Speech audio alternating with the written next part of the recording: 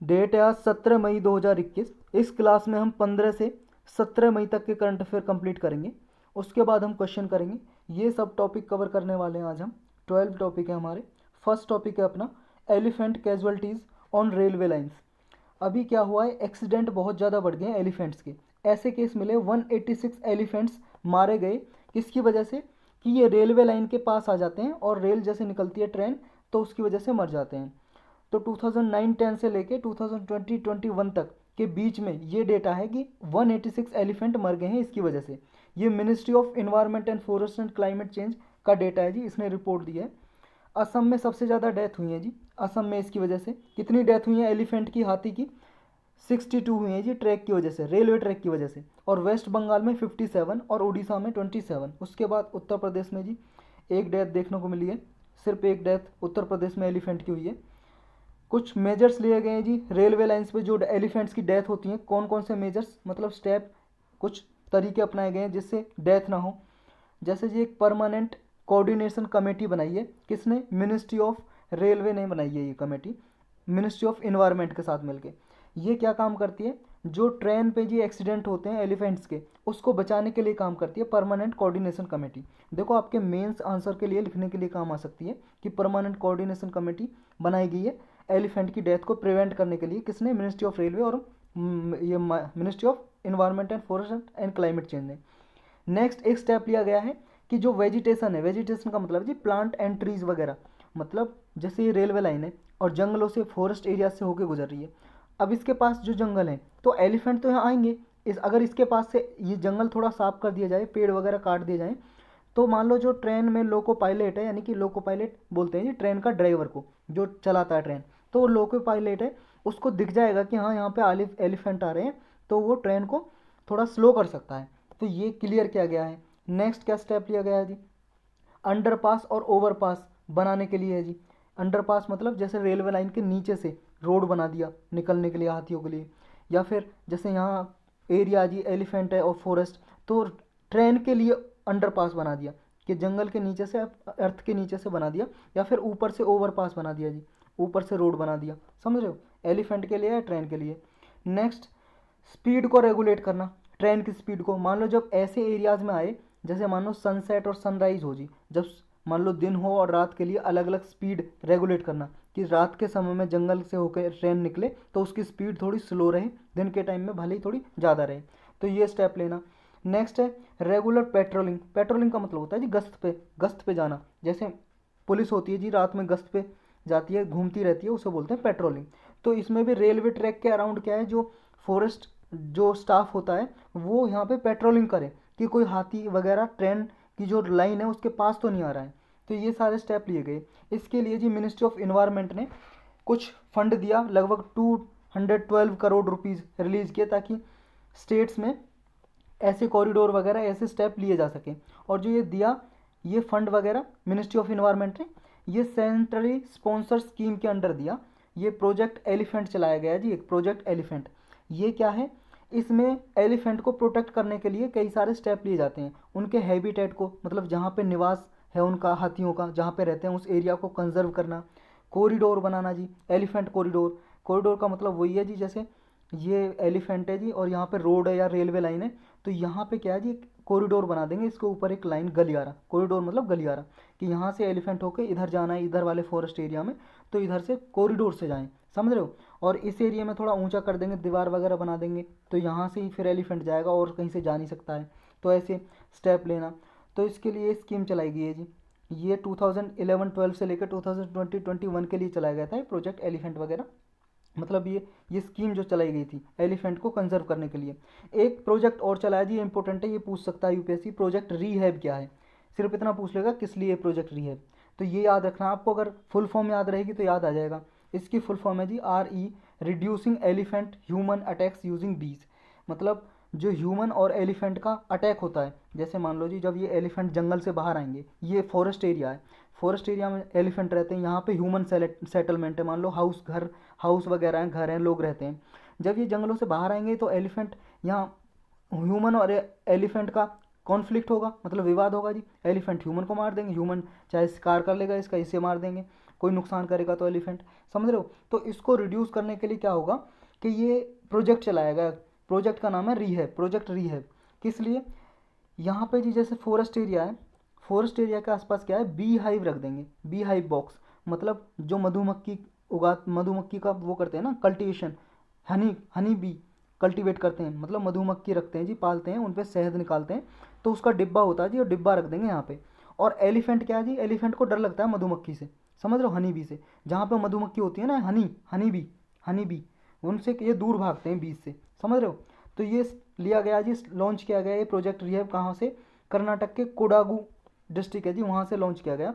ये किसने लॉन्च किया ये project rehab, Khadi and Village Industries Commission ने जी, Khadi and Village Industries Commission, ये स्टैट्यूटरी बॉडी है जी, एक एक्ट से बनाया था 1956 में, सांविधिक संस्था है ये। मिनिस्ट्री ऑफ एमएसएमई के अंदर काम करता है जी, ये भी याद रखना है, ministry of MSME, micro small medium enterprises, एक अलग मंत्रालय बनाया हुआ है, तो उसके अंडर काम करता है। ये जो प्रोजेक्ट रीहैब है क्या करेगा, जो एलिफेंट अटैक करते हैं ह्यूमन हैबिटेशन को, उसको रोकेगा हनी बीज के जरिए। देखो जी ऐसे कुछ बॉक्स रखे जाएंगे, ऐसे होते हैं हनी बीज के बॉक्स, ये बॉक्स में ये हनी बीज, ये क्या है, शहद क्रिएट करती है जी, शहद बनाती हैं, फिर शहद जो निकल जाता है उसे निकाल लेते हैं फार्मर वगैरह, जो किसान खेती करते हैं हनी बीज की, और फिर उसे बेच देते हैं। इस तरह के बॉक्स रख दिए जाएंगे जंगल के आसपास, समझ रहे हो। और ये हाथी ये डरते हैं हनी बीज से, मधुमक्खी से, ये मधुमक्खी बैठी है जी इस पर जो काली काली सी दिखाई दे रही है, तो इनसे फिर दूर चले जाएंगे, ये स्टेप लिया गया है।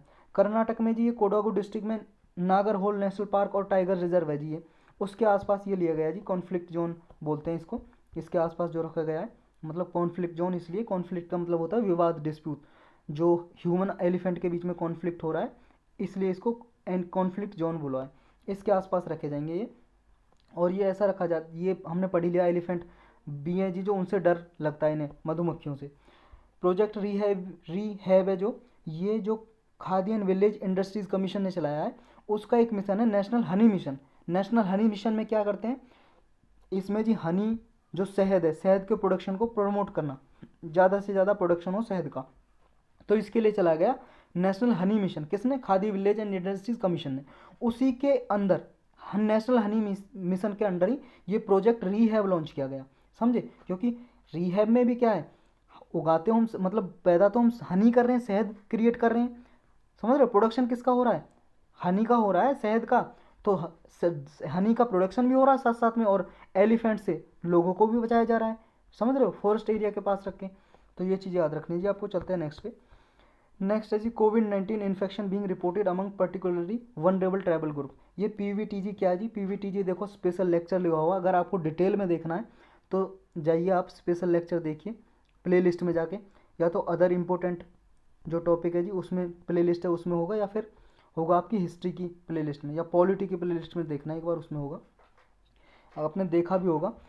मैं शॉर्टकट में बताऊंगा और इसमें डिस्कस भी करेंगे हम। पीवीटीजी देखो जी, स्टूल ट्राइब है हमारे देश में कितनी, लगभग 705 स्टूल ट्राइब। आपको पता है कास्ट बेस्ड पे नहीं बल्कि किसके बेस पे बांटा गया है कैटेगरीज को, सोशली एंड एजुकेशनली। ये क्राइटेरिया जी हमारे संविधान के अनुसार, सोशली एंड एजुकेशनली, दो ही criteria, socially and educationally backward, जो जाति या कास्ट किसी कम्युनिटी के लोग सामाजिक या शैक्षणिक रूप से, मतलब शिक्षा नहीं है और सामाजिक रूप से पिछड़े हुए हैं, उनको रखा जाता है जी किसमें, SC ST कैटेगरी में, समझ रहे हो, और OBC कैटेगरी में जी, OBC। ये 4 कैटेगरी हैं जी, SC schedule caste, ST schedule tribe, OBC other backward class, और इन बाकी 3 में जी जो कैटेगरी में इन ये कास्ट नहीं आती वो बाकी सब आती हैं जी जनरल कैटेगरी में। किस कैटेगरी में, जनरल में। तो ये जो ST कैटेगरी के हैं जी, लगभग ST कैटेगरी शेड्यूल ट्राइब, ये इसके लगभग 700 कास्ट आती हैं जी, इसमें 700 ट्राइब है शेड्यूल ट्राइब, उनमें से 75 को पीवीटीजी डिक्लेयर किया हुआ है गवर्नमेंट ने, समझ गए। अभी कोविड-19 के केस देखे गए, इनमें कोविड-19 हो गया जी कुछ प्रजातियों को, इन जातियों को, कहाँ पे, उड़ीसा में जी, बहुत सारी पीवीटीजीज को हो गया, इसलिए न्यूज़ में है। एक जी मलकानगिरी डिस्ट्रिक्ट है उड़ीसा में, वहाँ पे बोंडा ट्राइब के लोग रहते हैं, शेड्यूल ट्राइब के लोग हैं जी, बोंडा पीपल को। तो यूपीएससी कितना पूछेगा आपसे कि बोंडा ट्राइब, और मैच द फॉलोइंग में पूछ लेगा, बोंडा ट्राइब पीछे लिख देगा झारखंड उड़ीसा क्या, तो आपको मैच द फॉलोइंग करना है। एक यहाँ पे डोंगरिया कोंड ट्राइब है, ये भी याद रखना है, ये रायगढ़ डिस्ट्रिक्ट में जी, कहाँ पे, ये भी उड़ीसा में। तो इनमें देखा गया जी, ये पीवीटी जी हैं। एक बात याद रखनी है, सबसे ज़्यादा पीवीटीजी कौन से स्टेट में है, वो उड़ीसा में है लार्जेस्ट। कितनी है जी पीवीटीजी की पॉपुलेशन, 13 कास्ट हैं सबसे ज़्यादा उड़ीसा में। लेकिन स्टूल ट्राइब कितनी है जी, स्टूल ट्राइब उड़ीसा में टोटल 62 स्टूल ट्राइब हैं, जिनमें से 62 में से 13 यानी कि 13 पीवीटीजी डिक्लेयर की गई हैं। जब 2011 की सेंसस हुई थी उसके अनुसार उड़ीसा में जी टोटल ट्राइबल पॉपुलेशन 9% है पूरे इंडिया का। और इनमें भी जी स्टेट की जो पॉपुलेशन है, टोटल पॉपुलेशन स्टेट की, उसमें से स्टेट की पॉपुलेशन में से 22.85% ट्राइबल पॉपुलेशन है स्टेट में। पूरे ऑल इंडिया की तो 9% है उड़ीसा में, और स्टेट में जितनी पॉपुलेशन है उस स्टेट की पॉपुलेशन में से इतनी है 22.85% शेड्यूल ट्राइब है। और 13 जो पीवीटीजी डिक्लेयर की गई है उड़ीसा में, वो कौन सी हैं, ये हैं जी बोंडा, बिरहोर, चोकटिया भुंजिया, दिदाई और डोंगरिया कोंड, हील खारिया, जुआंग, कुटिया कोंड, ये लंजिया सोरा, लोधा, मनकीरदिया, पौड़ी भुआन और सोरा। ये हैं जी 13 पीवीटीजी जो डिक्लेयर की गई है। ये बात याद रखनी है। देखो जी 2019 में 2019 में यूपीएससी ने क्वेश्चन पूछा था, स्टेटमेंट ऐसी दी थी। अगर आपके पास यूपीएससी का क्वेश्चन पेपर हो 2019 का, नहीं है तो यूपीएससी की साइट पे जाओ, यूपीएससी गूगल पे डालो, उसमें 2019 का पेपर मिल जाएगा जी प्रीलिम का। तो उसमें देखो पीवीटीजी से क्वेश्चन पूछा था और रिपीट होता है जी। देखो एक बार पूछ ले, कुछ और पूछ लेगा उसी के रिगार्डिंग।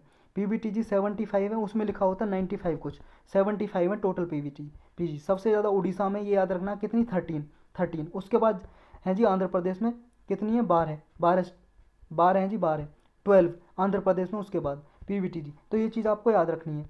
ये पीवीटीजी कैसे डिक्लेयर करते हैं जी, किसके बेस पे, जो ज़्यादा पिछड़ी हुई है जी, लेस डेवलप्ड। जैसे कुछ क्राइटेरिया जी ये आइडेंटिफाई किए गए कि जिनकी पॉपुलेशन बहुत ही घटती जा रही है या रुकी हुई है, स्टेगनेंट है या तो रुकी हुई है, डिमिनिशिंग है। डिमिनिशिंग का मतलब घटती जा रही है, रिड्यूस हो रही है। और ये इनकी जो इकोनॉमिक है बिल्कुल सब्सिस्टेंस है, मतलब बहुत ही कमज़ोर इकोनॉमी है इनकी, बहुत ही गरीब लोग हैं, हंटिंग पे बेस्ड होते हैं जी लगभग। मतलब जो प्री एग्रीकल्चर स्टेज है ना, ये हंटिंग गैदरिंग वगैरह, जंगलों में शिकार करना, जंगली जानवर को खाना, इन पे बेस्ड होती हैं ये पीवीटीजी। मतलब पीवीटीजी कास्ट ही है जी, समझ तो आ रहा है ना आपको। फूड गैदरिंग करते हैं जी जंगलों से, शिफ्टिंग कल्टीवेशन करते हैं। शिफ्टिंग कल्टीवेशन को झूम कल्टीवेशन भी बोलते हैं, झूम कल्टीवेशन। ये खेती हो जाती है जी, खेती करते हैं। जैसे जंगल है, जंगल में से कुछ एरिया मान लो, ये जो शेड्यूल ट्राइब के लोग रहते हैं जंगलों में, आदिवासी, कुछ एरिया को यहाँ से पेड़ काट देते हैं, पेड़ काट के यहाँ पे खेती करने लगते हैं। अब यहाँ पे 4-5 साल खेती करेंगे, यहाँ पे रहेंगे। 4-5 साल के बाद क्या होगा, जो सॉइल की उर्वरकता है, मतलब सॉइल की जो न्यूट्रिशन है जी, पोषक तत्व, वो सारे खत्म हो जाते हैं। फिर यहाँ पे फसल होना कम हो जाता है। फिर ये लोग इस एरिया को छोड़ के चले जाते हैं जंगलों में, दूसरी साइड मान लो इस साइड आ गए, यहाँ से पेड़ काटे और फिर यहाँ पे खेती करना शुरू कर दी। तो इस वजह से इसे बोलते हैं शिफ्टिंग कल्टीवेशन, क्योंकि शिफ्ट हो गए एक जगह से दूसरी जगह, शिफ्ट हो गए, शिफ्टिंग कल्टीवेशन या फिर झूम कल्टीवेशन। और जगह पे बहुत सारे नाम है जी इसके, पोडू है, कहीं पे लडांग है, बहुत सारे अलग अलग नाम है। इंडिया में भी बहुत सारे स्टेट में अलग अलग नाम से बोला जाता है शिफ्टिंग कल्टीवेशन को। तो ये चीज़ याद रखनी है जी। अब पीवीटीजी के बारे में थोड़ा और डिटेल पढ़ लो जी, कहाँ से कैसे आई। वैसे तो लेक्चर बना हुआ पढ़ा हुआ हमने, फिर भी रिवाइज कर लो आप। देखो जी पीवीटीजी जब बनाई थी, जब इसका नाम पीवीटीजी नहीं था, पर्टिकुलरली वनरेबल ट्राइबल ग्रुप, तब नहीं था। तब इसका नाम था क्या, परमिटिव ट्राइबल ग्रुप्स, पीटीजी था। और 1973 में इसको क्रिएट किया गया, किसने, एक धेबार कमीशन बैठाया था गवर्नमेंट ने। ये धेबार कमीशन याद रखना जी, सिर्फ इतना पूछ लेगा किससे रिलेटेड है धेबार कमीशन, आपको याद रखना किससे, पर्टिकुलरली वनरेबल ट्राइबल ग्रुप। और इसका नाम पहले पीटीजी था जब क्रिएट किया था 1973 में, तो इसने बनाया था जी। तो 2006 में ये पीटीजी को फिर बोला जाने लगा, गवर्नमेंट ने इसका नाम चेंज कर दिया, रीनेम, कि प्रिमिटिव ट्राइबल ग्रुप का नाम रख के कर दिया पर्टिकुलरली वनरेबल ट्राइबल ग्रुप। अब पीवीटीजी बोला जाता है 2006 से। 1975 में क्रिएट की गई थी, 1973 में। 1975 में गवर्नमेंट ने जी टोटल पीवीटीजी थे को 52 पीवीटीजी डिक्लेयर कर दी। लेकिन 1993 में 1993 में 23 और प्रजाति, मतलब 23 जात, कास्ट और इंक्लूड कर दी जिसमें शेड्यूल ट्राइब। तो टोटल अब कितनी है, 75 पीवीटीजी, कितनी है, 75। और टोटल शेड्यूल ट्राइब कितना है, शेड्यूल ट्राइब के लोग मतलब एसटी कैटेगरी के लोग जो हैं जी, ये कैटेगरी मतलब जाति हैं जी, कास्ट हैं, ये 705 है हमारे देश में, कंट्री में। टोटल 705 एसटी ट्राइब है, मतलब शेड्यूल ट्राइब के लोग हैं। उनमें से 75 पीवीटीजी हैं, जो लेस डेवलप्ड हैं जी, उनको ही डाला जाता है। उनमें से सबसे ज़्यादा लार्जेस्ट उड़ीसा में हमने देख लिया, 13 सबसे ज़्यादा है। उसके बाद आंध्र प्रदेश में जी 12, ये आपको याद रखना है। इसके किस बेस पे करती है गवर्नमेंट, हमने देख लिया जी किस बेस पे। जैसे मान लो जी फिजिकल आइसोलेशन, मतलब ये लोग जो मेन पॉपुलेशन है जी उससे अलग थोड़ा रहते हैं, जंगलों एरिया में शाई नेचर के होते हैं, दूसरा, इनकी पॉपुलेशन या तो घट रही है, डिक्लाइनिंग है, यानी कि डिमनिशिंग या डिक्लाइनिंग, रिड्यूसिंग घट रही है, या स्टेगनेंट है, बिल्कुल रुकी हुई है। और इनका लो लेवल ऑफ लिटरेसी है, लिटरेसी का मतलब है साक्षरता, मतलब पढ़े लिखे लोग कम हैं इनमें। राइटिंग लैंग्वेज का एब्सेंस, मतलब कोई लिखित भाषा इनकी है नहीं जी, उसका अभाव है। और प्री एग्रीकल्चर स्टेज पे जी ये इनकी इकोनॉमी बेस्ड है, जैसे फूड गैदरिंग करते हैं जी, जंगलों से फूड इकट्ठा करके खाते हैं, ये हंटिंग करते हैं जी, शिकार करते हैं जंगली जानवरों का, उन्हें खाते हैं। या शिफ्टिंग कल्टीवेशन पे बेस्ड है जी, हमने शिफ्टिंग कल्टीवेशन देख लिया जी। या फिर टेरेस कल्टीवेशन पे जी, टेरेस का मतलब हुआ जी जो पहाड़ों पे खेती होती है ना, उसको बोलते हैं टेरेस कल्टीवेशन। तो यही था, इसमें चलते हैं जी नेक्स्ट पे। नेक्स्ट है जी अपना India's first Olympic bound fencer Bhavani Devi. देखो जी, भवानी देवी ये क्या जी, फर्स्ट इंडियन अभी बन गई हैं कि ओलंपिक गेम में क्वालिफाई कर गई हैं जी। मतलब अब ओलंपिक गेम में ये हिस्सा लेंगी जी, पार्टिसिपेट करेंगी, जो ओलंपिक गेम हर 4 साल में होते हैं। अगले ओलंपिक गेम 2020 में होने वाले थे जी, 2020 में। कहाँ पे? टोक्यो में। टोक्यो जी कैपिटल जापान की। लेकिन हो नहीं पाए, क्यों? कारण आपको पता है क्या? हाँ जी, वही कोरोना वायरस, कोविड की वजह से नहीं हो पाए। तो ये अब कब होंगे पता नहीं, 2021 में रखेगी ये वैसे डेट, अब पता नहीं 2022 में होंगे, 21 में होंगे, पता नहीं। तो ओलंपिक गेम्स जब भी होगा ये पार्टिसिपेट करेंगे जी। सावर फेंस, सावर फेंस एक गेम है जी, गेम किससे? एक तलवार टाइप का होता है जी, सावर बोलते हैं, तलवार तरह की होती है। और फेंस का मतलब होता है जी लड़ना, लड़ने वाला। फेंसर लग गया तो लड़ने वाला, तलवार से लड़ने वाला। तो ये भवानी देवी है जी, ये देख लो, ये क्वालिफाई कर गई हैं, ये हैं जी भवानी देवी, ये देख लो आप, ये हैं जी भवानी देवी। इनके हाथ में ये हैं जो, ये तलवार टाइप का दिखाई दे रहा है, इससे लड़ा जाता है जी, ये गेम होता है। तो इसे, ये साबर है, साबर, साबर है जिसका नाम, मतलब तलवार की तरह ही होता है ये, स्वॉर्ड जो होता है जी, स्वॉर्ड। ये साबर फेंसिंग उस गेम का नाम है जिसमें ओलंपिक के लिए क्वालिफाई कर गई है। नेक्स्ट है जी अपना इंडिकेटिव नोट्स। इंडिकेटिव नोट्स क्या है जी? देखो, सुप्रीम कोर्ट ने एक नया फीचर क्रिएट किया है वेबसाइट पे, मतलब इंटरनेट पे क्या होगा, जितने भी कोई लॉ जजमेंट वगैरह आए जी, डिसीजन सुप्रीम कोर्ट के जितने के भी डिसीजन आए, कोई फैसला सुनाता है सुप्रीम कोर्ट, उसको क्या है, सिंपल लैंग्वेज में और उसकी समरी छोटे से छोटे रूप में ऐसा रखा जाएगा ताकि कोई भी नॉर्मल पर्सन या कोई भी लॉयर या मीडिया पर्सन जी, या तो मीडिया पर्सन या पब्लिक, समझ रहे हो, तो आसानी से समझ सके उसे। ऐसे स्टेप लिया गया। तो इंटरनेट पे आपको छोटे रूप में मिलेगी जी पूरे डिसीजन की। जैसे मान लो आपको केशवानंद भारती केस देखना है, तो वेबसाइट पे आपको Keshavananda Bharati case supreme court ने क्रिएट कर देगा, छोटी सी समरी में पता लग जाएगा उसके बारे में, समझे हो। तो ये बस इंडिकेटिव नोट्स क्या है, ये याद रखना है। चलते हैं नेक्स्ट पे। Punjab gets 23rd district Malerkotla. Punjab में जी अभी डिस्ट्रिक्ट बना दी 23rd, अभी 22 डिस्ट्रिक्ट थी, 23वीं डिस्ट्रिक्ट बना दी जी पंजाब ने, मलेरकोटला। संगरूर डिस्ट्रिक्ट है, संगरूर डिस्ट्रिक्ट है जी, संगरूर डिस्ट्रिक्ट से अलग करके मलेरकोटला बना दीजिए अलग डिस्ट्रिक्ट। कैसे बनती है जी डिस्ट्रिक्ट, हमारे लिए ये जानना जरूरी है कि कैसे बनती है। ये नहीं है कि ये 23वीं डिस्ट्रिक्ट बना दी। हाँ, पंजाब पीसीएस की तैयारी कर रहे हो आप तो जरूरी है आपके लिए। डिस्ट्रिक्ट कैसे क्रिएट करते हैं जी, कौन क्रिएट कर सकता है डिस्ट्रिक्ट? ये एक डिस्ट्रिक्ट है जी, इससे डिस्ट्रिक्ट ए है, इससे दूसरी डिस्ट्रिक्ट बनानी है, तो कौन करेगा? पावर किसके पास है? वो जी स्टेट लेजिस्लेटिव असेंबली के पास, मतलब स्टेट गवर्नमेंट के पास है जी, वो क्रिएट करेगी। मतलब स्टेट में जो विधानसभा होती है जी, वो रेजोल्यूशन पास करेगी सिंपल मेजोरिटी से और अलग कर देगी, 2 डिस्ट्रिक्ट में से एक बना देगी। या 2 डिस्ट्रिक्ट है जी, दोनों डिस्ट्रिक्ट को मिला के एक भी बना सकती है। मान लो ए बी डिस्ट्रिक्ट है, इनको एक बना देगी मिला के, मान लो सी डिस्ट्रिक्ट बना दी, दोनों को मिला के, समझ रहे हो। लेकिन हाँ, अगर स्टेट को अलग करना है, एक स्टेट में से 2 स्टेट बनाने हैं, या 2 स्टेट को मिला के एक स्टेट बनाना है, तो ये पावर है जी पार्लियामेंट के पास। किसके पास है? पार्लियामेंट के पास। वो पार्लियामेंट में ही लाया जा सकता है लॉ। और ये पार्लियामेंट में जी जब भी ऐसा रिजोल्यूशन लेके आते हैं, जब भी बिल लेके आते हैं, बिल बोलते हैं जी, मतलब बिल, जैसे जब कोई भी मान लो क्रिएट कर रहे हैं, स्टेट क्रिएट कर रहे हैं दूसरे स्टेट से, तो बिल लेके आते हैं ना, उसके बाद जब पास हो जाता है पार्लियामेंट में से, मतलब लोकसभा से, राज्यसभा से, और प्रेसिडेंट अपनी असेंट दे देते हैं, तब बन जाता है एक्ट, समझ रहे हो, अधिनियम, कानून। तो ये बिल है जी, बिल लेके आएंगे तो इसे लाने से पहले प्रेसिडेंट की असेंट लेनी पड़ती है। जब भी मान लो एक स्टेट में से दूसरे स्टेट को बनाना है, या 2 स्टेट को मिला के एक स्टेट बनाना है, तो पार्लियामेंट के पास ये अधिकार है। और पार्लियामेंट क्या है जी, आर्टिकल 3 के अंदर, आर्टिकल 3 के अंदर ये पार्लियामेंट को पावर है कि वो एक स्टेट से दूसरा स्टेट क्रिएट कर सकती है और 2 स्टेट को मिला के एक भी बना सकती है।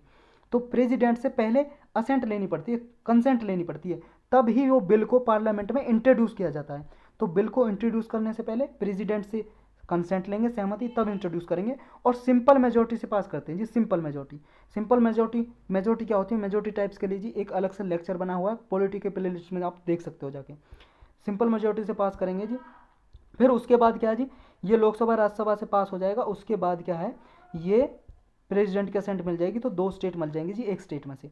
एक बात याद रखनी है जी, ये कॉन्स्टिट्यूशनल अमेंडमेंट नहीं समझा जाता, क्योंकि आर्टिकल 4 में ये पावर दी गई है कि आर्टिकल 3 के अंदर पार्लियामेंट को ये स्टेट में से 2 स्टेट बनाने का अधिकार है, पार्लियामेंट क्रिएट कर सकती है।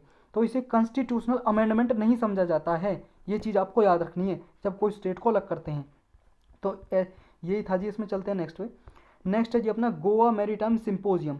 सिंपोजियम का मतलब है जी मीटिंग ही मान लो आप, एक मीटिंग हुई है अभी।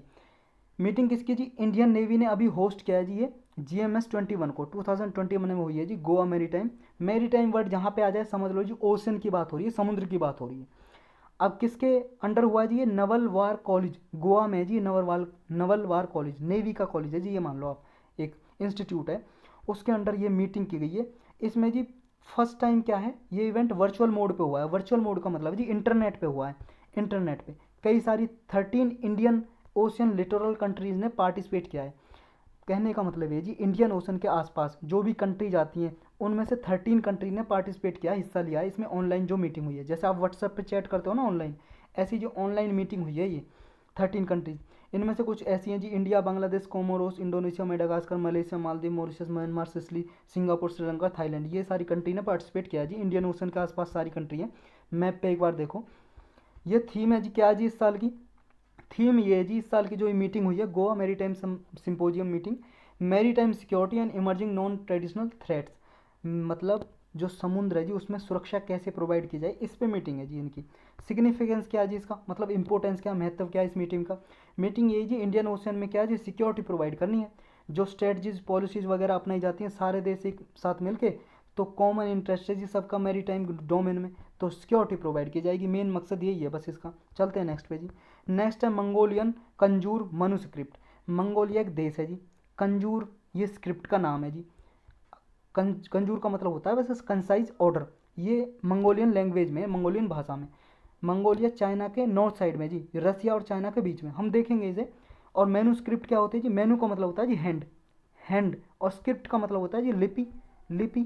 जैसे मान लो जी हिंदी भाषा जी, हिंदी भाषा, हिंदी भाषा की लिपि क्या है जी, स्क्रिप्ट। देवनागरी, देवनागरी आपने पढ़ी होगी ना, देवनागरी, देवनागरी क्या है जी, कै खे गए गए, ये ना ये लिपि है, स्क्रिप्ट है।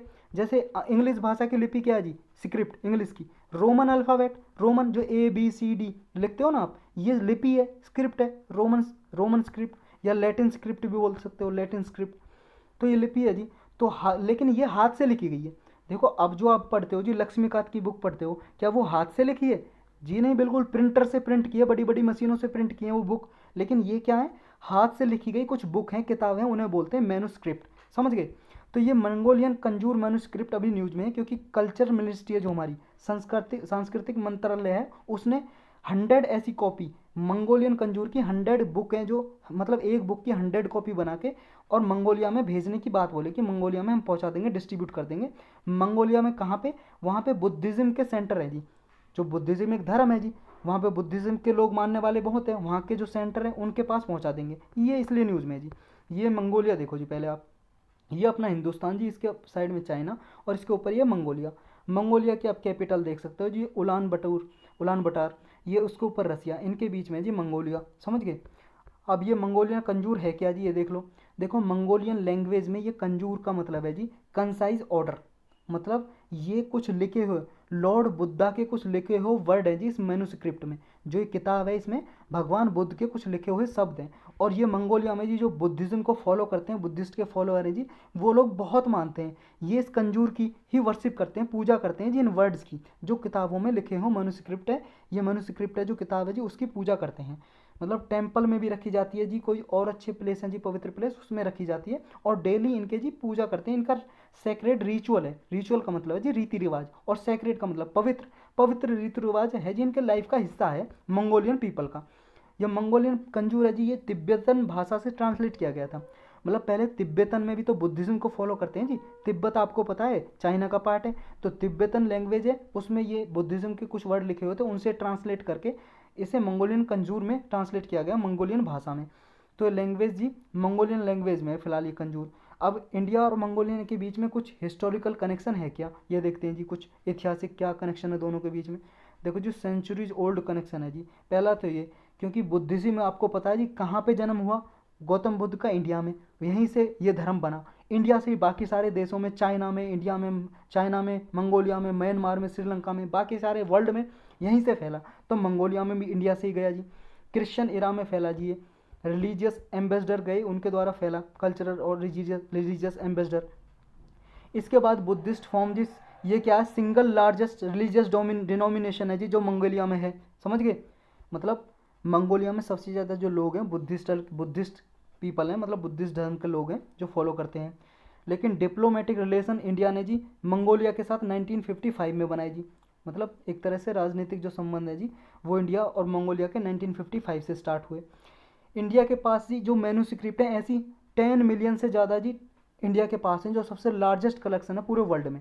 मतलब 1 मिलियन में होता है 10 लाख, और ये होगी जी 100 लाख, यानी कि 1 करोड़ के लगभग मैन्यूस्क्रिप्ट हैं, ऐसी किताबें हैं पूरे वर्ल्ड में, सबसे ज़्यादा हैं, जो अलग अलग लैंग्वेज में, अलग अलग स्क्रिप्ट में लिखी हुई है जी। ये देखो जी, ऐसी कुछ मैन्यूस्क्रिप्ट होती है, ये देख लो आप, ये किताब ये हाथ से लिखी गई किताब है, हाथ और स्याही जो होती है ना, इंक, उससे लिखी गई है जी, कलम। जैसे कभी बचपन में आप पूछना जी अपने मम्मी पापा से, आप तो नहीं पढ़ोगे, कागज़ कलम दवात वाला गाना भी बना हुआ है, कलम और दवात हुआ करती थी, उससे इंक से लिखते थे, तख्ती वगैरह लिखते थे बचपन में, लोग देखते हैं, अगर आपको पता होगा तो।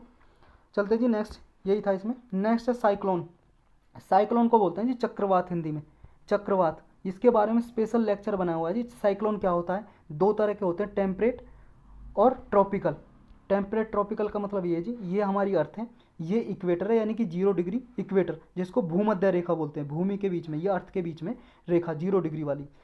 इसके नॉर्थ और साउथ में जी 23.5 डिग्री, 23.5 डिग्री नॉर्थ और साउथ में, ये ट्रॉपिकल रीजन है। उसके बाद 35 डिग्री तक सब ट्रॉपिकल, क्या बोलते हैं जी, सब ट्रॉपिकल, दोनों साइड में सब ट्रॉपिकल। 35 से 60 डिग्री तक, 35 से 35 डिग्री से 65 डिग्री तक, मतलब 60 डिग्री तक, ये जो रीजन है एरिया अर्थ पे, उसको बोलते हैं जी टेम्परेट जोन। टेम्परेट, जो यहाँ पे साइक्लोन क्रिएट होते हैं जी उन्हें टेम्परेट साइक्लोन बोलते हैं, जो ट्रॉपिकल एरिया में होते हैं उन्हें ट्रॉपिकल साइक्लोन बोलते हैं। और ये 60 से 90 डिग्री तक दोनों साइड है जी पोलर जोन, पोलर जोन, समझ गए, ये पता ही होगा जी, ज्योग्राफी में पढ़ा होगा आपने। तो साइक्लोन आया जी अभी, ट्रॉपिकल साइक्लोन, जिसका नाम है ताउते। ताउते भी बोल सकते हो जी, कहीं पे टाउटे बोलते हैं इसे, कहीं पे तोकते बोलते हैं। देखो प्रोनाउंसिएशन से कोई मतलब लेना देना नहीं है जी, हमें हमें ये जानना है कहाँ पे क्रिएट हुआ है, कैसे हुआ है, साइक्लोन क्या होता है, ये जरूरी है हमारे लिए। ये कहाँ पे क्रिएट हुआ जी, कहाँ पे बना, इसका सेंटर है लक्षद्वीप पे। लक्षद्वीप आपको पता है जी आइलैंड, हमारे इंडिया का ही पार्ट है, केरल के साइड में। तो ये स्टॉर्म में कन्वर्ट हो गया और 24 आवर में नेक्स्ट में जी बहुत तेज़ी से आने वाला है, और 18 मई तक ये गुजरात पहुंच जाएगा साइक्लोन।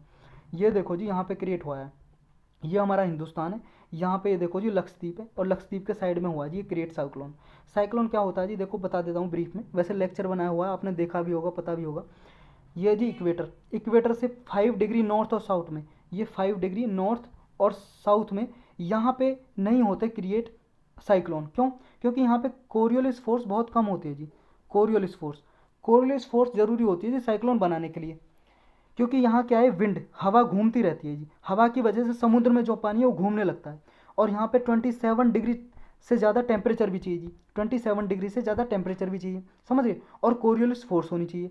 तो 5 डिग्री से ऊपर कोरियोलिस फोर्स भी होती है, और 27 डिग्री से ज़्यादा टेम्परेचर भी होता है, सी सरफेस टेम्परेचर होता है जब सन ओवरहेड होता है इक्वेटर और ये ट्रॉपिकल जोन में। तो यहाँ पे जैसे हवा घूमती है जी, पानी घूमने लगता है कोरियोलिस फोर्स की वजह से, और ये इवोपरेट होता है जी, इवोपरेट होगा, ऊपर जाएगा, ऐसे चलता रहता है जी।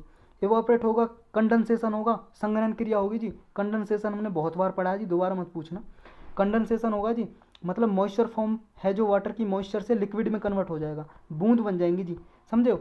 और तो ये फिर बादल बन जाएंगे जी, क्लाउड बन जाएंगे, क्लाउड बन जाएंगे हवा के साथ साथ जी, ऊपर भी हवाएं चल रही होंगी। ये लैंड पे आ जाता है जी, यहाँ पे जैसे यहाँ पे बन रहा है जी, ये हवा के साथ साथ ये आ जाता है यहाँ पे लैंड एरियाज पे। तो या इस एरिया में फिर बारिश होने लगती है, और तूफान आता है जी, हवाएं तेज चलने लगती हैं। यही है साइक्लोन या चक्रवात बोलते हैं जिसे, चक्रवात, समझ गए। तो ये देखो जी, आप देखो ये आपके दिमाग में ये भी आ रहा होगा कि ये गर्मी में ही क्यों होता है जी हमारे यहाँ पे, मतलब जून में, मई में, या फिर मार्च में, जुलाई में, सितंबर में, इन्हीं टाइम में क्यों होता है। देखो जी आपको पता होगा, ये है जी सन, ये सन है, मान लो सन है जी, वैसे तो चक्कर दिखाई दे रहा होगा आपको। सन है, ये सूरज है जी, और ये है अपनी अर्थ, ये है जी अर्थ। ये इसके चारों ओर एंटी क्लॉकवाइज चक्कर लगा रही है, मतलब घड़ी घड़ी की विपरीत दिशा में एंटी क्लॉकवाइज चक्कर लगा रही है ये।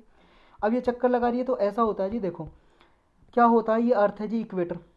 क्या होता है 23 मार्च को, 23 मार्च को जो इक्वेटर पे होता है जी सन, सन क्या है इक्वेटर के ऊपर होता है। और उसके बाद 21 जून को, 21 जून को ट्रॉपिक ऑफ कैंसर पे होता है। मतलब 23.5 डिग्री जो नॉर्थ लाइन है अर्थ पे, उसे बोलते हैं tropic of cancer. Tropic of cancer यानी कि कर्क रेखा, हिंदी में बोलते हैं कर्क रेखा। और 23.5 साउथ में, ये नॉर्थ हेमिस्फेयर में, और ये साउथ हेमिस्फेयर में बात करेंगे 23.5, ये से बोलते हैं ट्रॉपिक ऑफ कैप्रिकॉन, कैप्रिकॉन यानी कि मकर रेखा, कैप्रिकॉन। तो ये क्या है जी, जब 21 जून को यहाँ आसपास होगा, मतलब सन अभी कहाँ जी, सूरज 23 मार्च को यहाँ पे था, मतलब इधर जा रहा है अभी सन, इधर, समझ रहे हो, इधर।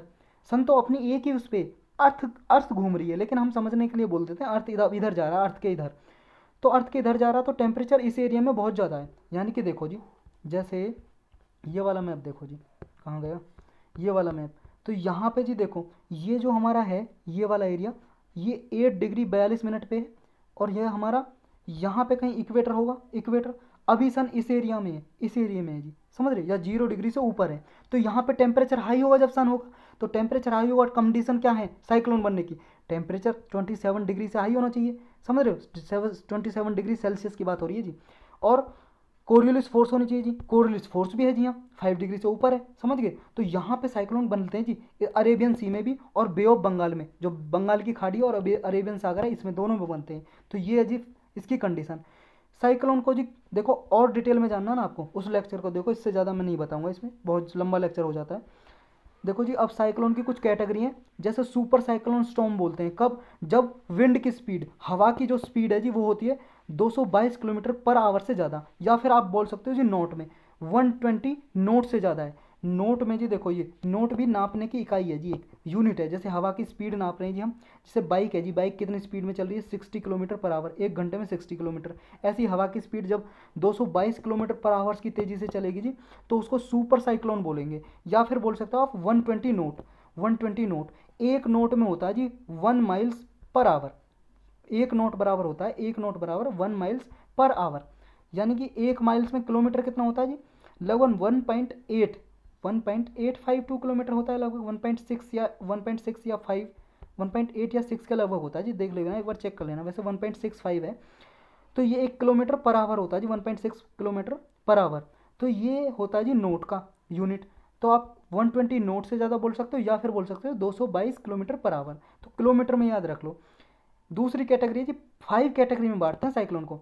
दूसरी है वेरी सीवियर, मतलब जब 118 से लेकर 221 किलोमीटर पर आवर स्पीड रहती है, मतलब थोड़ा हल्का साइक्लोन, स्पीड कम है, उससे थोड़ी कम है सीवियर। ये वेरी सीवियर हो गया, ये सीवियर हो गया जब 88 से 117 किलोमीटर पर आवर विंड की स्पीड हो। फिर साइक्लोन स्टॉर्म कब बोलते हैं, 62 से लेकर 87 किलोमीटर पर आवर। और डीप डिप्रेशन कब बोलते हैं, ये साइक्लोन को ही बोलते हैं जी डीप डिप्रेशन, जब विंड की स्पीड 52 से लेकर 61 किलोमीटर पर आवर रहती है, और 51 किलोमीटर पर आवर से कम स्पीड होती है, यानी कि तूफान बहुत कम आता है, बहुत ही कम खतरा रहता है, उसे बोलते हैं डिप्रेशन। तो डिप्रेशन वो वाला डिप्रेशन नहीं है जो आपको आता है तनाव माइंड में, आप डिप्रेस हो जाते हो। ये डिप्रेशन यहाँ पे है जी, साइक्लोन को ही बोलते हैं जब विंड की स्पीड 51 किलोमीटर पर आवर से नीचे है। तो डिप्रेशन आपको समझ में आ गया। अब देखो जी, ये कौन सा साइक्लोन है, इसमें क्या लिखा हुआ है, इसमें लिखा हुआ है जी स्टॉर्म, सीवियर साइक्लोनिक स्टॉर्म। अब सीवियर साइक्लोनिक स्टॉर्म किस कैटेगरी में आएगा, ये देखो जी, सीवियर साइक्लोनिक स्टॉर्म, यानी कि विंड की स्पीड कितनी होगी, 88 से लेकर 117 किलोमीटर पर आवर के बीच में, समझ गए। यानी कि इससे खतरा बहुत है, पेड़ों को उखाड़ देगा, घरों को गिरा देगा। अगर मान लो, आप सोचो 222 किलोमीटर पर आवर की स्पीड से अगर ज़्यादा होगी विंड की स्पीड, उसे बोलेंगे सुपर साइक्लोनिक स्टॉर्म। आपके घरों को भी उखाड़ देगा जी, पेड़ों को उखाड़ देगा, बिजली के खंभे होते हैं, इलेक्ट्रिक पोल उखाड़ देगा सबको। तो ये बहुत ज़्यादा खतरा होता है जी जब सुपर साइक्लोनिक स्टॉर्म आता है। तो ये कौन सा है जी, सीवियर साइक्लोनिक स्टॉर्म, जो ताकते आ रहा है। अब इनके नाम कैसे रखे जाते हैं जी, इनको देखते हैं, साइक्लोन के नाम कैसे रख देते हैं। देखो जी, एक ऑर्गेनाइजेशन है वर्ल्ड मेट्रोलॉजिकल ऑर्गेनाइजेशन, ये नाम रखती है साइक्लोन के, जो ट्रॉपिकल एरियाज वगैरह में साइक्लोन आते हैं। और ये ताउते नाम है ना जी, ताउते या तोकते या ताउटे, कुछ भी बोल लो आप, बस समझ में आना चाहिए है क्या। ये जी म्यांमार ने नाम दिया था, म्यांमार ने। इसका नाम है ताउते का मतलब है गैके। गैके बोलते हैं छिपकली को, लिजार्ड को। जो छिपकली होती है ना, आपके घरों में कभी देखी होगी छिपकली, लिजार्ड, उसे ही बोलते हैं गैको। ये ताउते का मतलब है। ये देखो जी, बर्मीज लैंग्वेज में ताउते मतलब बर्मीज, म्यांमार में बर्मीज लैंग्वेज बोली जाती है, बर्मीज भाषा, उस लैंग्वेज में ताउते का मतलब लिजार्ड है, मतलब छिपकली। ये जो नाम है जी, ये फोर्थ नाम है जो 160 नाम सजाए थे। कितने, किसने रिलीज किए थे? आईएमडी ने। आईएमडी क्या है जी? Indian meteorological department. ये क्या है जी? इंडियन ओशियन में, ये जी अब अपना इंडिया बहुत गंदा बन गया, ये वाला देख लो। ये है जी यहाँ पे अरेबियन सी, और ये है बे ऑफ बंगाल, बंगाल की खाड़ी। बे ऑफ बंगाल और अरेबियन सी में आते हैं ना, उनके नाम ये देती है जी आईएमडी। और ये आईएमडी ये सेंटर है, सब सेंटर किसका? वर्ल्ड मेट्रोलॉजिकल ऑर्गेनाइजेशन का ही। इसके कुछ रीजनल सेंटर बनाए गए जी, ये आईएमडी वगैरह ये फिर नेम सजेस्ट करती हैं जी। देखो देती जो कंट्री है जी, इंडियन ओशन के पास जितनी भी कंट्री हैं, जैसे यहाँ पे मान लो जी ओमान है, यहाँ पे सऊदी अरबिया है, यहाँ पे मालदीव्स है, सिसली है, मॉरिशस है, यहाँ पे India, Sri Lanka, Bangladesh, Myanmar, Indonesia, तो ये सारी कंट्री है ना, ये कंट्री ये नाम देती हैं जी। समझ रहे हो? बारी बारी से इनके नाम को रखा जाता है। जैसे मान लो जी पहले अल्फ़ाबेट में देखा, बांग्लादेश पहले आता है, ए बी सी डी को जेड तक गिनेंगे, बी फॉर बांग्लादेश पहले आता है। तो पहले बांग्लादेश का नाम, जो बांग्लादेश नाम देगा वो उसका प्रोनाउंसिएशन भी बनाए बताएगा जी, उच्चारण कैसे होगा उस नाम का, और इसका मतलब क्या है।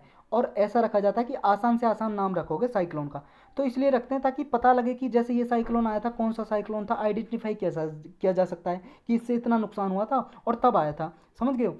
तो ये बांग्लादेश ने पहले सजेस्ट करेगा, उसके बाद जो भी नाम आएगा जी, जैसे फिर मान लो आई आता है इंडिया, इंडिया पे इंडिया सजेस्ट करेगा, उसके बाद एम आता है म्यांमार, मालदीव, इनमें से सजेस्ट करेंगे। तो बारी बारी से जो नाम देते हैं ना, उनके नाम आईएमडी रख देता है जी। अगला साइक्लोन आएगा, जैसे ये म्यांमार ने दिया जी इस नाम से, अगला साइक्लोन किस नाम से होगा? अब इसके नाम से देख लो जी, इनके आसपास अल्फ़ाबेट में कौन सी कंट्री आ रही है?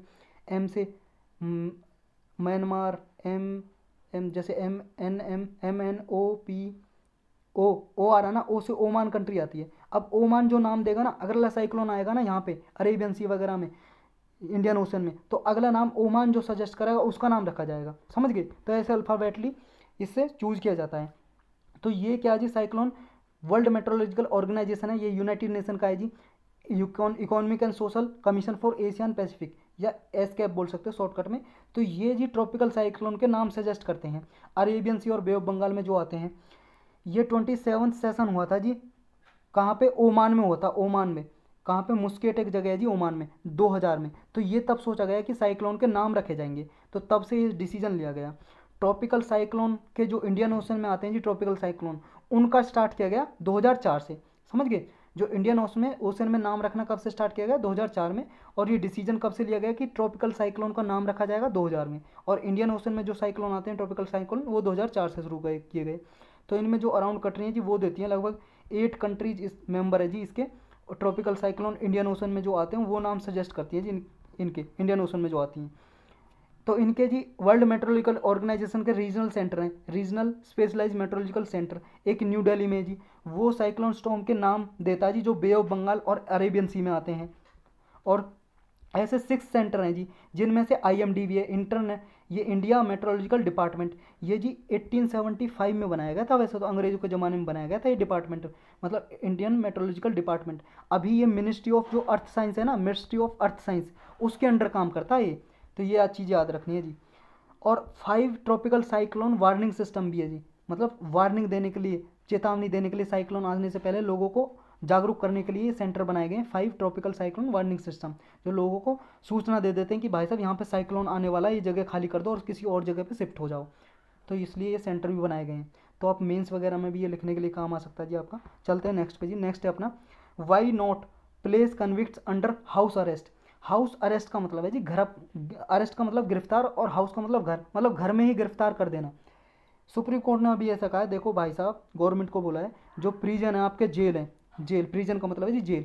जेल में क्या है जी, कैपेसिटी तो है 10 लोगों को डालने की, और आपने भर रखे हैं 15, 12, 13, 15, मतलब कैपेसिटी है जितनी, उससे ज़्यादा लोग भर रखे हैं।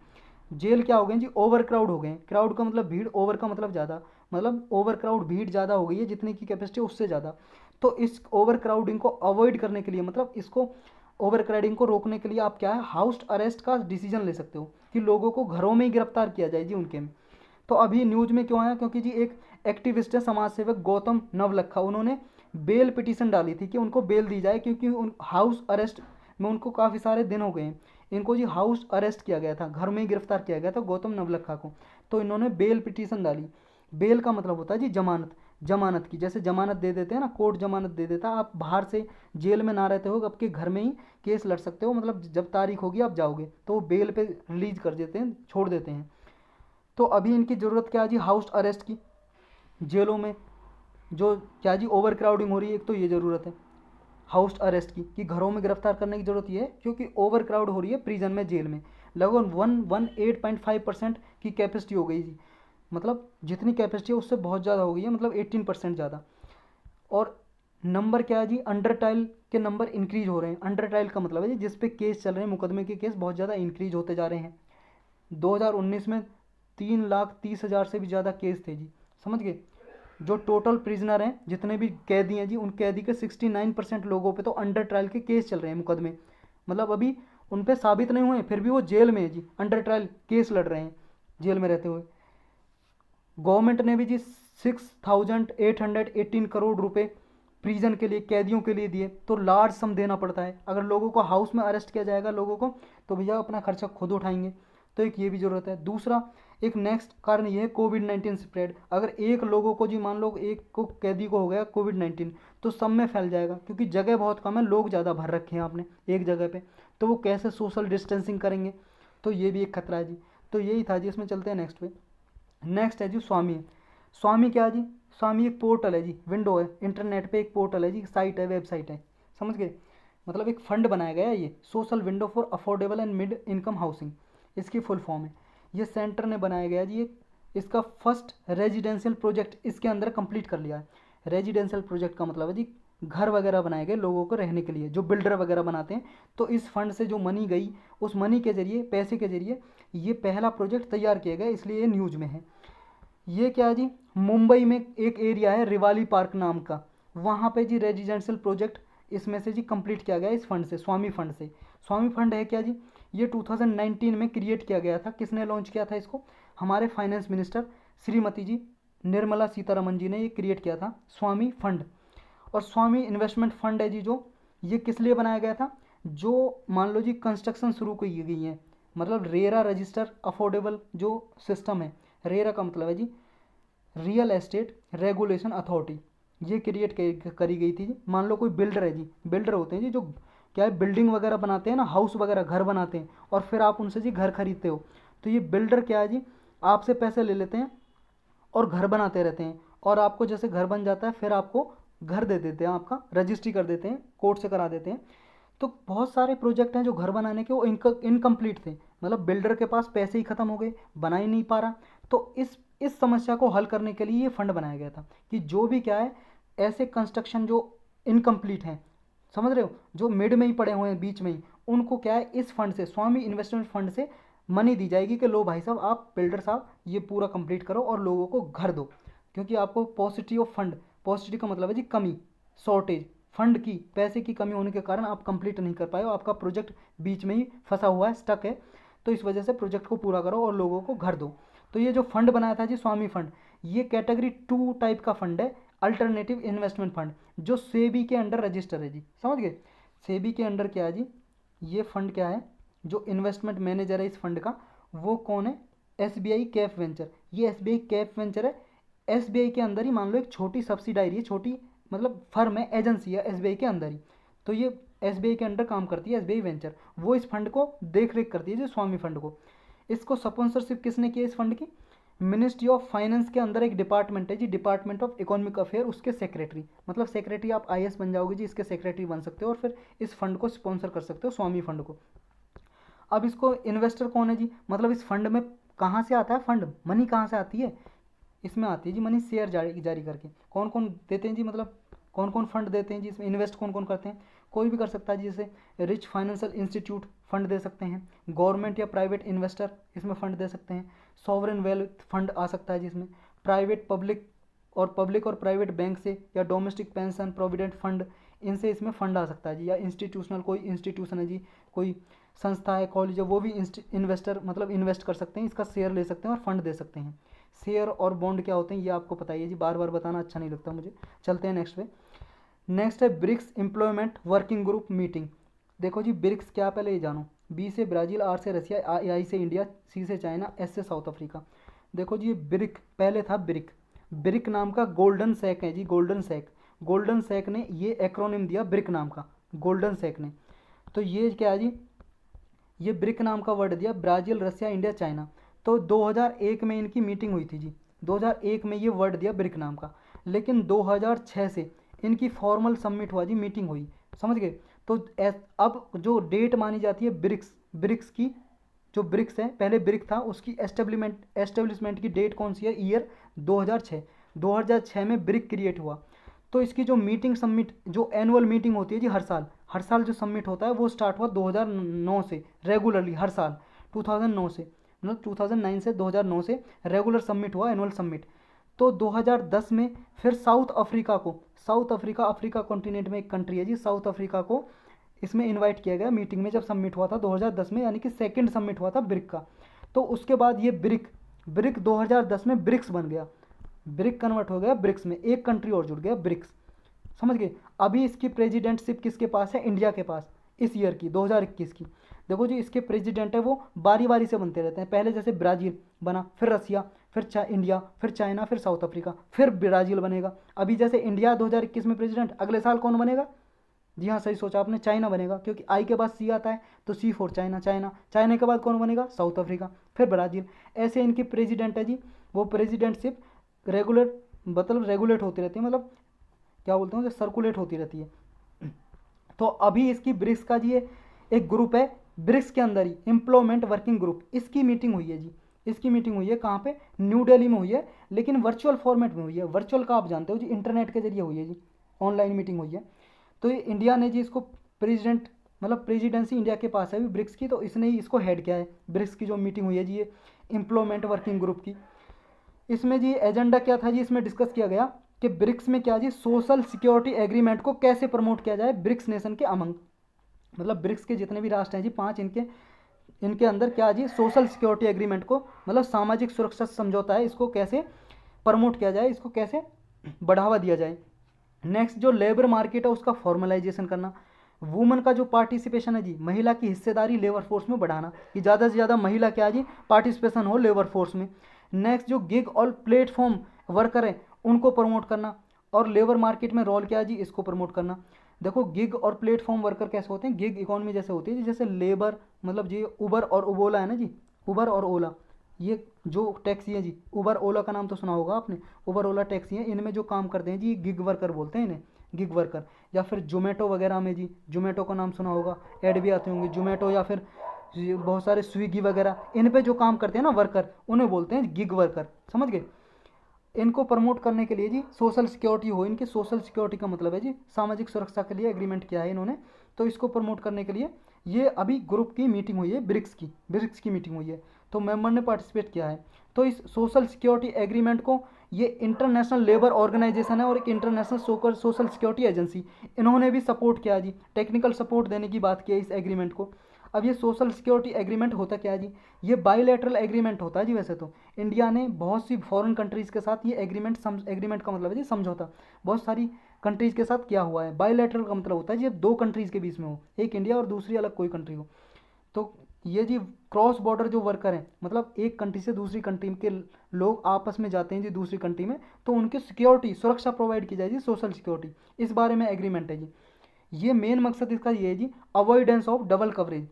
मतलब जैसे एक इंडिया में रहते हैं जी, इंडिया का सिटीजन है, अगर मान लो इंडिया से वो बाहर चला जाए, मान लो किस में जी, यूएस में चला जाए, या मान लो ब्राज़ील में चला जाए, ब्राज़ील की बात करो, अभी ब्रिक्स की बात हो रही है, ब्राज़ील में चला जाए, तो क्या है जी, सोशल सिक्योरिटी देती है ना गवर्नमेंट, कुछ मान लो पेंशन देती है, वृद्ध हो जाते हैं, बूढ़े हो जाते हैं, पेंशन प्रोवाइड करती है ना हर महीने। तो ऐसा ना हो वो ब्राज़ील में भी उसको पेंशन दे रही हो गवर्नमेंट, ब्राज़ील की गवर्नमेंट, और इंडिया से भी पेंशन मिल रही हो, तो डबल बेनिफिट ना मिले, इसको अवॉइड करने के लिए, इसको हटाने के लिए ये सोशल सिक्योरिटी एग्रीमेंट है जी। लेकिन हाँ, एक देश में ज़रूर मिल रहा हो कुछ ना कुछ उसको, इंश्योरेंस वगैरह, कुछ ऐसा बैकग्राउंड है जिसका 18 कंट्रीज़ के साथ ये सोशल सिक्योरिटी एग्रीमेंट साइन किया हुआ है इंडिया ने अभी। इसके कुछ बेनिफिट हैं जी, 3 बेनिफिट हैं, फ़ायदे हैं क्या क्या। एक तो डबल सोशल सिक्योरिटी को अवॉइड करना, अभी हमने देखा डबल कैसे दोनों कंट्रीज में बेनिफिट ना मिले। नेक्स्ट क्या जी, जो रेमिटांस का बेनिफिट है उसको प्रमोट करना, इजी रेमिटांस हो। रेमिटांस पता है जी आपको, भेजी गई रकम, आपका रिलेटिव दूसरी कंट्री में रहता है, वो आपको पैसे भेजता है, उसको बोलते हैं रेमिटांस। तो इसको इजी रेमिटांस बेनिफिट मिले लोगों को।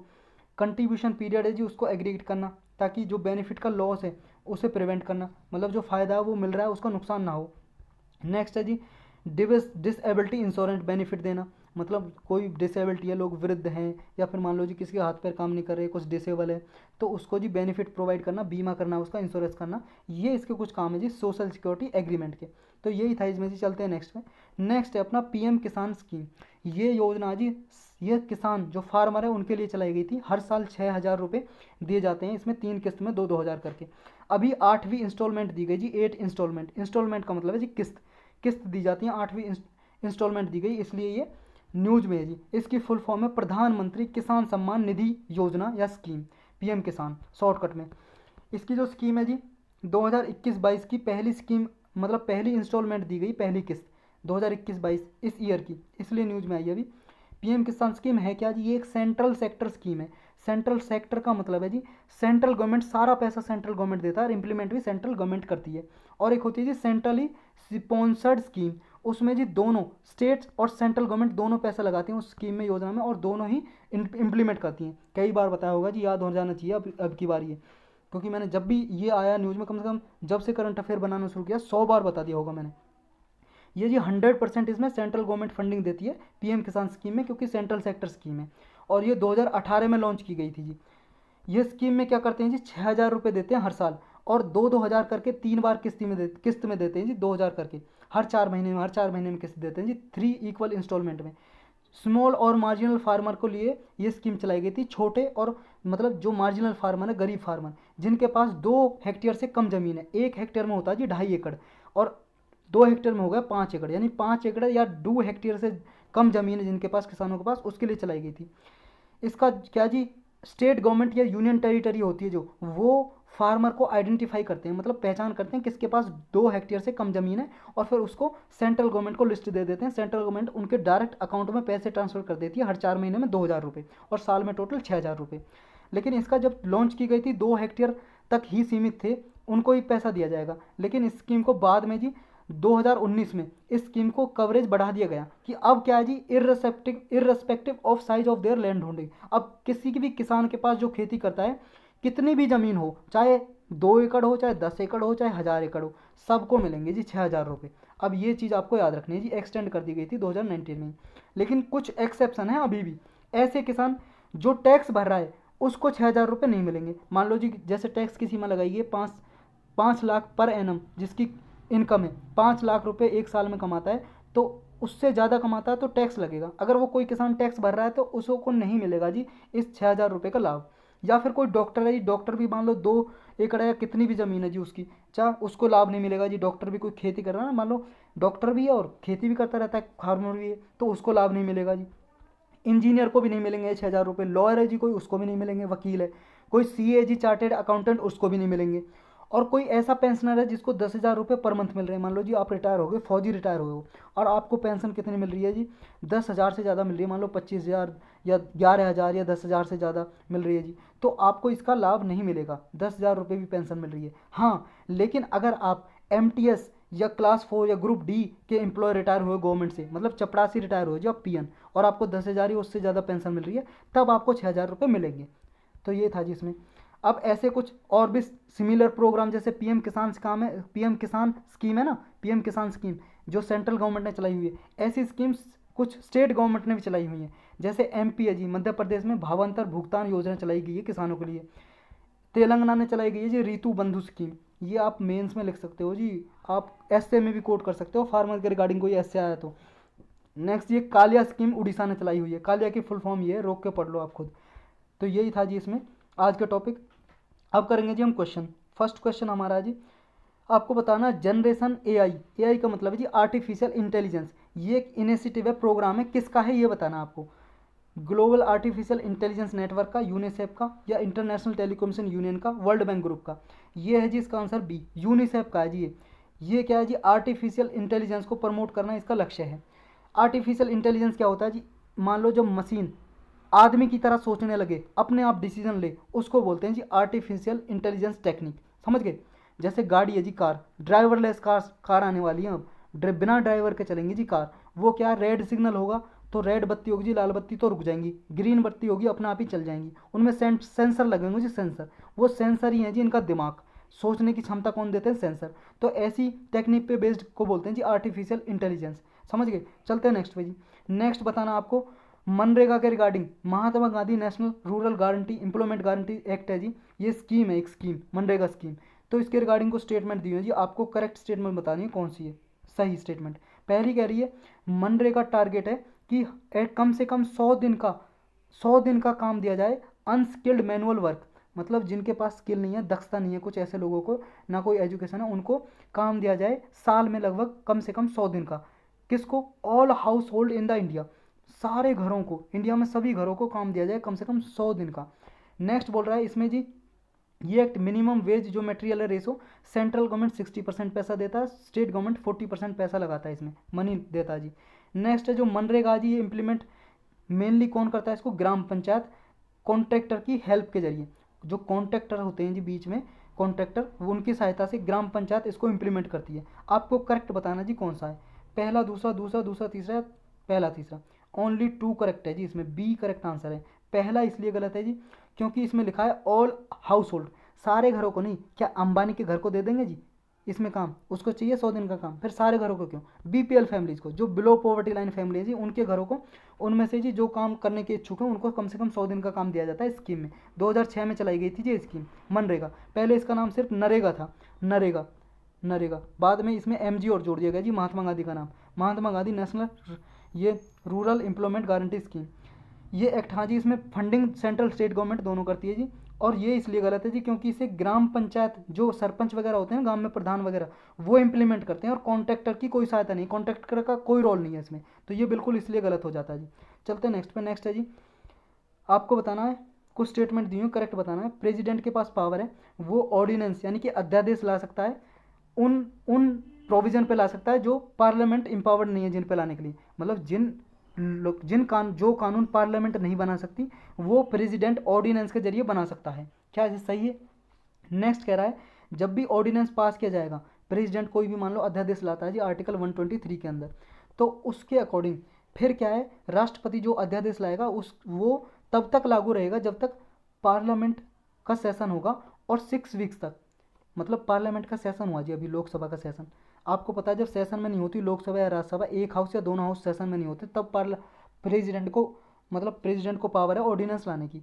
लेकिन जब भी इनका सेशन लगेगा पार्लियामेंट का, तो विद इन 6 वीक, 6 हफ्ते के अंदर अंदर पास कराना पड़ता है पार्लियामेंट में से, ये जो भी ऑर्डिनेंस है कानून बनाना पड़ता है। अगर नहीं किया तो वो लैप्स हो जाएगा, एक्सपायर हो जाएगा। समझ रहे हो? यही कह रहा है, सीज हो जाएगा, एक्सपायर हो जाएगा अगर 6 महीने के अंदर पास नहीं किया गया तो आपको बताना जी करेक्ट कौन सी स्टेटमेंट।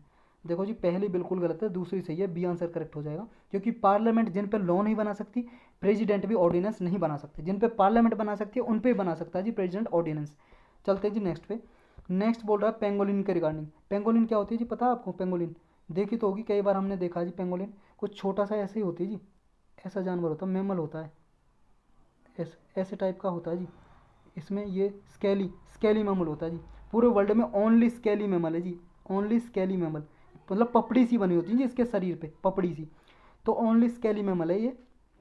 मैमल का मतलब हो जाती है स्तनपाई, बोलते हैं हिंदी में। मैमल की बहुत बार मैंने क्राइटेरिया बताए जी, जिनका वार्म ब्लड हो जी, गर्म खून हो, जिनके वर्टेब्रेट हो, रीढ़ की हड्डी हो, जिनके पास मतलब जो बेबी प्रोड्यूस करते हो, अंडे ना देते हो, बेबी देते हो डायरेक्ट, और मिल्क प्रोड्यूस करते हो जी, अपने बच्चों को दूध पिलाते हो। जैसे ह्यूमन भी एक मैमल है जी, मतलब रीढ़ की हड्डी भी है, वर्टेब्रेट, वार्म ब्लड भी है, खून गर्म है, बेबी प्रोड्यूस होते हैं, अंडे से बच्चे नहीं निकलते जी, आपको पता डायरेक्ट बच्चे होते हैं, मिल्क भी, बच्चे, माएँ दूध भी पिलाती हैं जी बच्चों को। डॉग भी एक मैमल है जी, मुर्गी मैमल नहीं है जी, हैन। तो ये चीज़ आपको याद रखनी है जी। अब इसमें जानो जी, ये इसकी स्टेटमेंट दी हुई है। पेंगोलिन डेस्पाइट, मतलब पेंगोलिन क्या है, हमारा जो वाइल्ड लाइफ प्रोटेक्शन एक्ट है 1972 का, उसमें शेड्यूल 1 में रखा गया है इसको। इसके बावजूद ये पूरे वर्ल्ड में सबसे ज़्यादा इसकी ट्रैफिकिंग होती है जी मैमल की, मतलब इसके सबसे ज़्यादा ट्रैफिकिंग का मतलब है जी इलीगल व्यापार, इलीगल ट्रेड होती है इसका, अवैध व्यापार। नेक्स्ट कह रही है कि IUCN की जो रेड लिस्ट है, international union for conservation of nature, इसकी रेड लिस्ट में जो इंडियन पेंगोलिन है और चाइनीज पेंगोलिन, ये क्रिटिकली एंडेंजर्ड कैटेगरी में है। नेक्स्ट कह रही है चाइनीज पेंगोलिन क्या है, ये हमारे नॉर्थ ईस्ट का जो एरिया है हमारे इंडिया का उसमें पाया जाता है। आपको गलत स्टेटमेंट बतानी जी, इनकरेक्ट कौन सी है, पहली दूसरी, पहली तीसरी, दूसरी तीसरी या दूसरी, बस दूसरी गलत है जी। क्यों? क्योंकि इंडियन पेंगोलिन एंडेंजर्ड कैटेगरी में आती है, एंडेंजर्ड, ये एंडेंजर्ड, और चाइनीज पेंगोलिन आती है जी क्रिटिकली एंडेंजर्ड। तो ये याद रखना है, सी से चाइना, सी से क्रिटिकली एंडेंजर्ड, तो ये चीज़ याद रखनी है। बाकी के दो बिल्कुल सही है जी, ये मैमल है और सबसे ज़्यादा अवैध व्यापार होता है इसका। जो इसकी जो खाल होती है ना, खाल, ये पपड़ी सी जमी होती है जी, ये मैमल है, मान लो ये मैमल है जी, ये मैमल है, ये मैमल के अंदर स्केली, ये स्केली स्किन है जी इसकी, ये खाल जो पपड़ी सी होती है इसको से मेडिसिन बनती है, मेडिसिन के लिए अवैध व्यापार होता है इसका। चलते हैं जी नेक्स्ट पे। नेक्स्ट बताना, government has identify which of the following sector as strategic sector.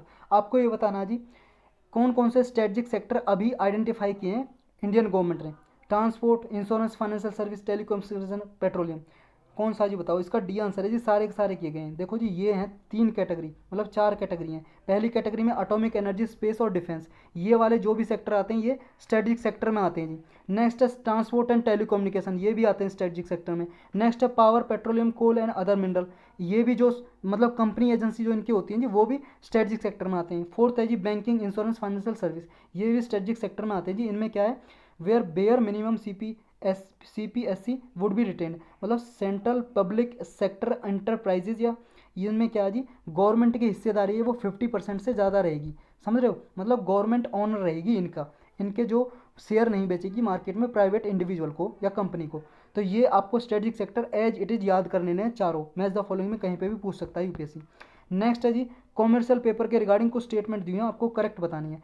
Commercial paper ji unsecured money market के इंस्ट्रूमेंट होते हैं जो एक प्रोमिसरी नोट के फॉर्म में होते हैं। नेक्स्ट बोल रही है जी ये इंस्ट्रूमेंट शॉर्ट टर्म के लिए होते हैं, शॉर्ट टर्म के लिए, जिन्हें कोई लार्ज कॉर्पोरेट कंपनी होती है, कोई कंपनी होती है जी वो उनकी तरह एज ए डेट इंस्ट्रूमेंट की तरह काम करते हैं जी, वो रिलीज करती हैं। नेक्स्ट है जी नॉन रेजिडेंट इंडियन जो होते हैं जी NRI या फॉरेन इंस्टीट्यूशनल इन्वेस्टर, ये अलाउ होते हैं कॉमर्शियल पेपर को इन्वेस्ट करने के लिए, खरीदने के लिए। आपको करेक्ट बताना जी, डी करेक्ट है सारे के सारे। कॉमर्शियल पेपर, पेपर लिखा जी, इस पर कॉमर्शियल पेपर लिखा, ये हो गया कॉमर्शियल पेपर। जैसे शेयर और बॉन्ड होते हैं जी, ऐसे ही इनको लार्ज कॉर्पोरेट जारी करते हैं जी मार्केट में। इनकी कुछ वैल्यू होती है जी, कोई खरीदना चाहे, मान लो आप खरीदना चाहो खरीद सकते हैं। NRI कोई है जी फॉरेन कंट्री, मतलब हमारे इंडिया का ही नागरिक है लेकिन फॉरेन में रहता है, NRI नॉन रेजिडेंट इंडियन, वो भी खरीद सकते हैं।